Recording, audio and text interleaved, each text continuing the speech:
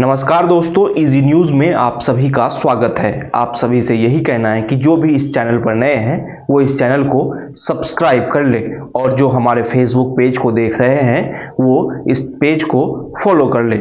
आप कुछ दिनों से ये सुन और देख रहे होंगे कि भारत का मोस्ट वांटेड अपराधी दाऊद इब्राहिम को किसी ने जहर दे दिया है और उसे कड़ी सुरक्षा के बीच कराची के एक अस्पताल में भर्ती कराया गया है।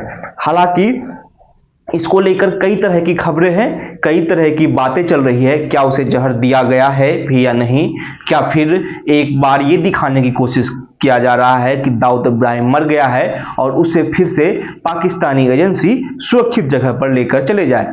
कई तरह की बातें हैं, लेकिन इसमें सच्चाई क्या है आज हम लोग इसी को समझने की कोशिश करेंगे। दाऊद इब्राहिम का इतिहास खूनी खेल से सना हुआ है। 1993 का मुंबई सीरियल ब्लास्ट, जिसमें दाऊद इब्राहिम मुख्य आरोपी है, उसके ऊपर कई तरह के इनाम हैं। भारत की एजेंसियां लगातार दाऊद इब्राहिम को खोजने की कोशिश कर रही है, लेकिन पाकिस्तानी सेना और वहां की सुरक्षा एजेंसियां दाऊद इब्राहिम को एक सिक्योर जगह पर हमेशा से उसे प्रोटेक्ट करते हुए आई है।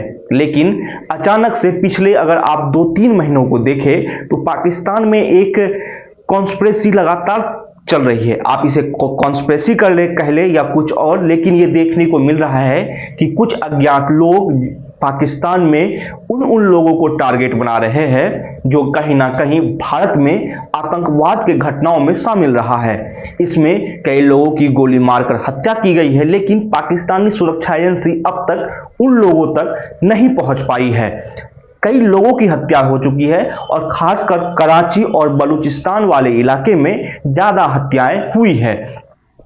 अब उसी के तहत ये देखा जा रहा है, क्या इसी के तहत दाऊद इब्राहिम को भी किसी ने जहर दे दिया है। अब दाऊद इब्राहिम तक पहुंचना इतना आसान तो है नहीं कि उसे कोई भी जाकर जहर दे दे। जाहिर सी बात है, पाकिस्तानी एजेंसी के अधिकारी उसके सुरक्षा में लगे हुए रहते हैं और उन्हें प्रोटेक्ट किया जाता है, जिसे सालों से वहां पर सुरक्षा दी गई है। वैसे तो पाकिस्तान आतंकवाद का जन्नत तो है ही, लेकिन दाऊद इब्राहिम जैसे लोगों को पालकर पाकिस्तान ने अब तक अपनी ही छवि खराब की है। लेकिन जिस तरह से जहर देने की बात सामने आई है, ये बहुत ही हैरान करने वाली है।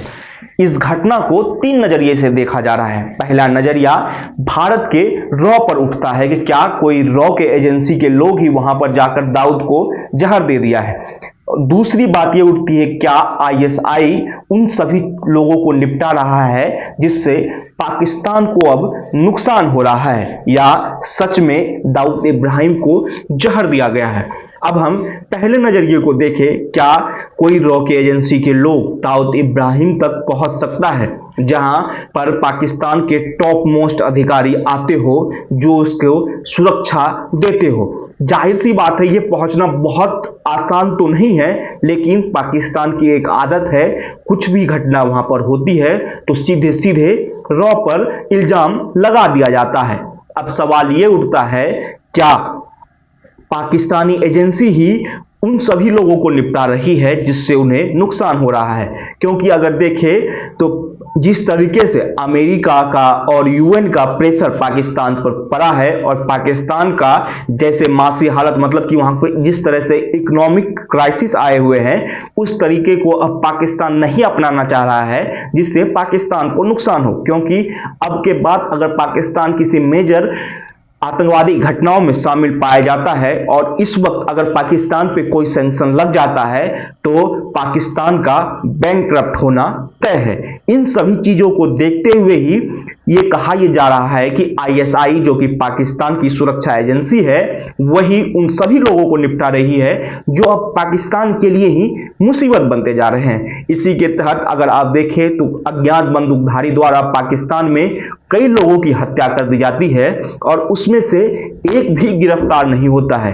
कोई किसी बात को लेकर अब तक कोई भी खुलासा नहीं हुआ है। आप सोचिए कि किसी देश में एक नामी चेहरे को, पाकिस्तान के लिए आतंकवाद एक नामी चेहरा ही होता है, वहां पे सैयद सलाउद्दीन को देख ले, हाफिज सईद को देख ले, ये बड़े लोग हैं पाकिस्तान के।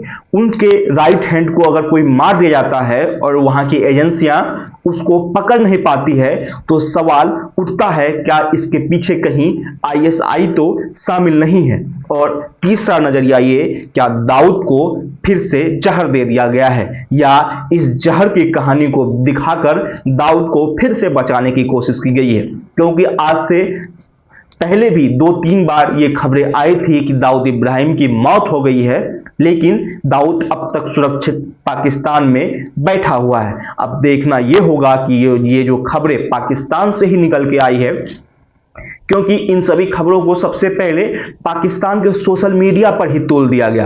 क्योंकि जब अचानक से पाकिस्तान में सभी सोशल मीडिया को ब्रेक डाउन किया गया और उसी वक्त ये खबर निकल के आती है कि दाऊद इब्राहिम को जहर दे दिया गया है, उसका वीडियो बाहर नहीं आ पाए, उसकी खबरें बाहर नहीं आ पाए, इसके लिए ही वहां पर सभी सोशल मीडिया साइट्स को बंद कर दिए गए थे। और उसी के बाद ये तूल पकड़ता चला गया कि दाऊद को किसी ने जहर दे दिया है। अब देखना यह होगा कि भारत का मोस्ट वांटेड कब तक पाकिस्तान के सुरक्षित पनाहगाहों में जिंदा रहता है। ये वीडियो आपको कैसा लगा हमें जरूर बताइएगा। साथ ही साथ इस वीडियो को लाइक और शेयर करना ना भूलें और जाते जाते इस चैनल को सब्सक्राइब कर लें।